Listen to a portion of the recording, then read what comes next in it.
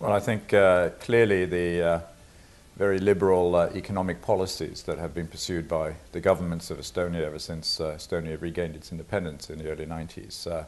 Estonia has a flat rate income tax, 21%. It's got a 0% tax on corporate earnings that are not paid out in dividends, i.e. reinvested earnings. It's got one of the most liberal labor legislations in Europe. Generally speaking, it's extremely business-friendly. The government understands that it's business that needs to drive the economic growth that's going to help Estonia catch up with the living standards prevailing in Western Europe. So I see no real change in government attitudes, almost regardless of who's in power. So Estonia is and will remain, I believe, a very attractive destination for anybody who wants to do business. Ericsson has been in Estonia for more than 8 years, and we have been developing here services. We have been deploying new telecommunication equipment for Estonian customers, but now lately also investing into the production facility. And all that is a good combination of Estonia's investment climate together with transparent taxation system and very well established infrastructure. I think one of the most attractive, of course, one is location. Estonia is very well located from the perspective to go to Russia, for example, or from the Russian point of view to go to Europe. And another thing is, of course, the business environment, which is, from my point of view, stable at the moment, very stable at the moment, transparent, and quite easy to operate. This is probably the main issues what I see here today.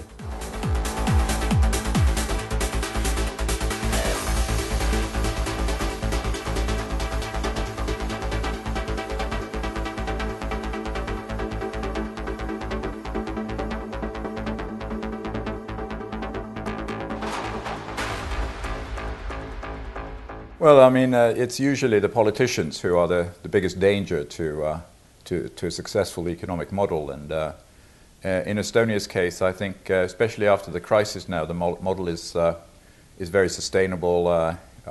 The excess debt, excess leverage is being squeezed out of has been squeezed out of the system. The government sector never really had any leverage on a net basis. So I think the only real danger would be dramatic political upsets, and I simply don't see that on the horizon.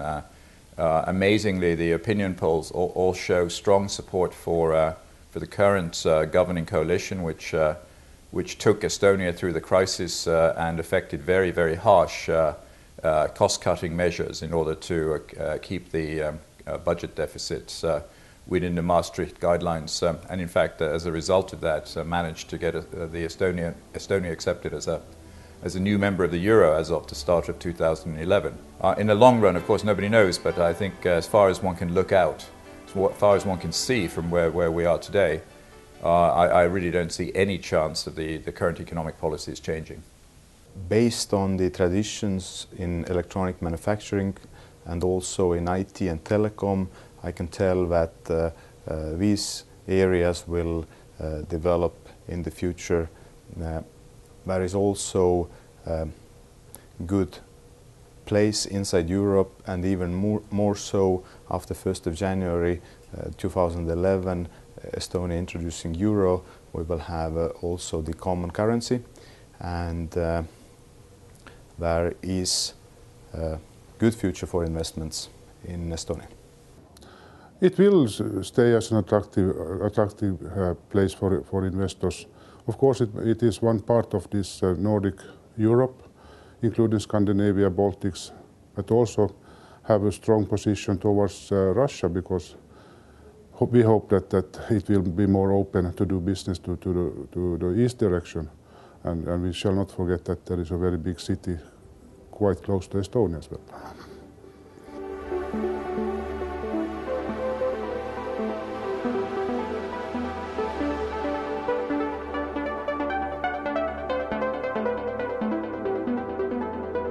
I would say that you should of course, as no doubt they would, figure out what it is you want to do in Estonia. Estonia itself is an extremely small market.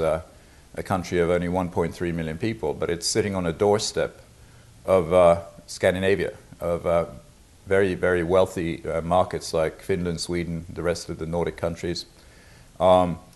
And from Estonia, the ability to service these markets, either through the provision of goods or services, becoming part of the supply chain of Scandinavian companies, for example, or selling services that can be produced cheaper in Estonia into the Scandinavian market using the excellent telecoms network, for example, that exists in Estonia. This is all possible.